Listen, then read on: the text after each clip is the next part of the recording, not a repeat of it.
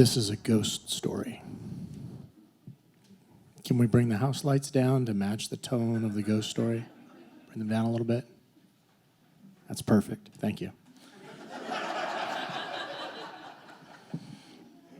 This is actually a true story about a ghost story.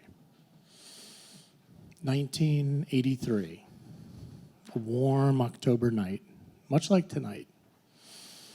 Ironstone Hill Road in Dallastown.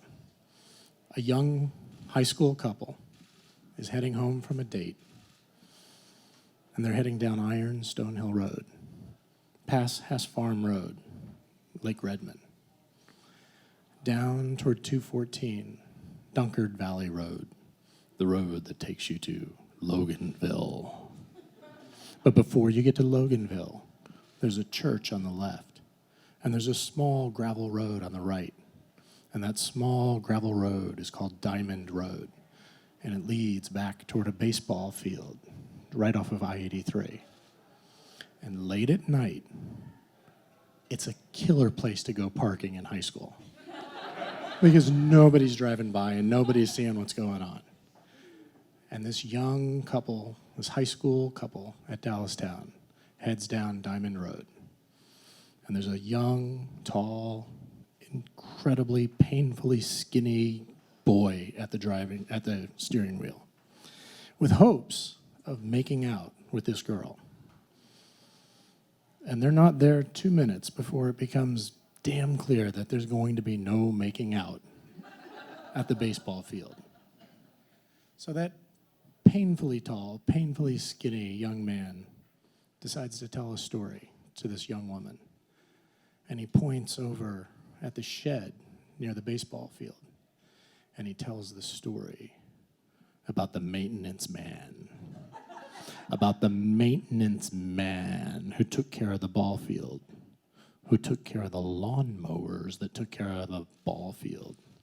And the day that the maintenance man reached into the clogged lawnmower while the blades were still spinning and cut off his hand, and the blood went everywhere, and it was totally disgusting, and the man bled out right there in front of everybody. But for weeks after that, the field was carefully mowed and carefully maintained, even though the maintenance man had died.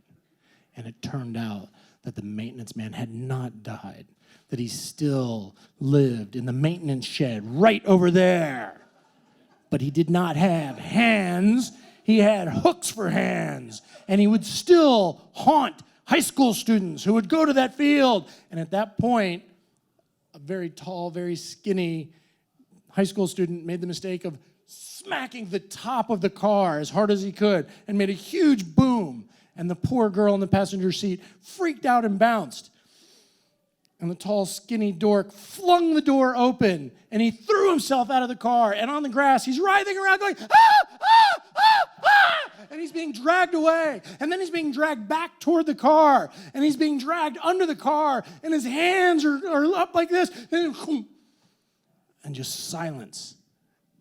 And the poor girl is freaking out in the car until I poked my head up over the seat and went, I was just joking. Any chance of ever making out with that girl went like gone right there, right? It was never, ever going to happen.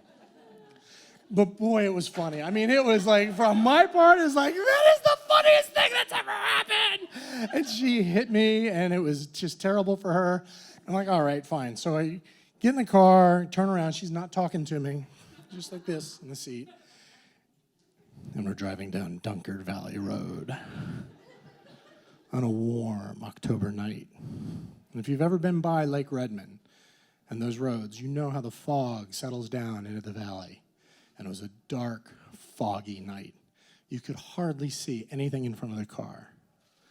And this tall, skinny dork behind the wheel is driving down, and he's so satisfied with himself, and he's smiling.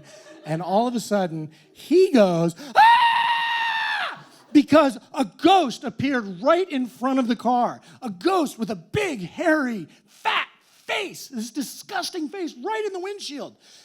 And I drove off the road into the farm field screaming the whole way. And I come to a stop. And the girl in the car seat looks at me and goes, "What the hell is wrong with you?" And I'm like, ah. She goes, "It was a cow, you idiot. There was a cow in the road." So we each had a really good time that night.